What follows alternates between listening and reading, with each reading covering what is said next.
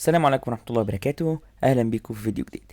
قرارات رئاسية بإغلاق كل الأماكن اللي بيكون فيها تجمعات.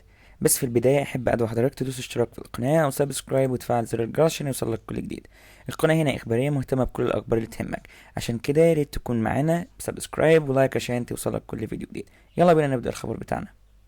جاءت قرارات سياسية من رئاسة الجمهورية ومجلس الوزراء بإغلاق كل الأماكن اللي بيكون فيها تجمعات، وطبعا بدأت امبارح بالمراكز بتاعة الدروس الخصوصية.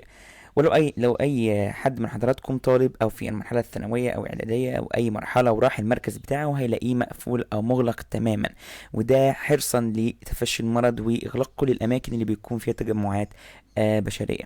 مش بس المراكز، كمان القهاوي والكافيهات. لو اي حضراتكم ساكن جنب مكان فيه قهاوي وكافيهات، لو نزل بص على القهاوي والكافيهات هيلاقيها كلها مقفولة، وده بسبب القرارات السياسية اللي اتخذت. طبعا بيتقفل بسبب قوة الشرطة، وقوة الشرطة بتنزل تقفل الأماكن اللي موجود فيها تجمعات، اللي بيكون فيها تجمعات بشرية. وطبعا ده ضرب مراكز الدروس الخصوصية وضرب القهاوي والكافيهات. كمان مراكز الشباب والنوادي كلها أغلقت، يعني النهاردة يوم الأحد تم إغلاق جميع الأماكن اللي بيكون فيها تجمعات بشرية أو تجمعات بأعداد كبيرة، منها القهاوي، الكافيهات، المراكز بتاعت الدروس الخصوصية، وكمان النوادي ومراكز الشباب، كل ده مقفول.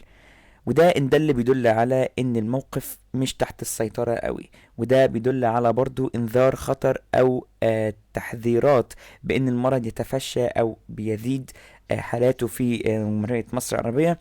وده بيخلينا نلزم البيوت اكتر واكتر. وان شاء الله الفترة الجاية هنزلكم فيديوهات وقائية عن ازاي تحموا نفسكم من المرض وازاي تعرفوا الاعراض بتاعته، واي اخبار تانية عن الفيروس، واي حاجة هتاخدها الدولة ضد الفيروس ده هننزلها لكم على القناة. عشان كده متنساش تدوس لايك وسبسكرايب عشان يوصلك كل جديد ان شاء الله، ونشوفكم في الفيديوهات الجاية. السلام عليكم ورحمة الله وبركاته.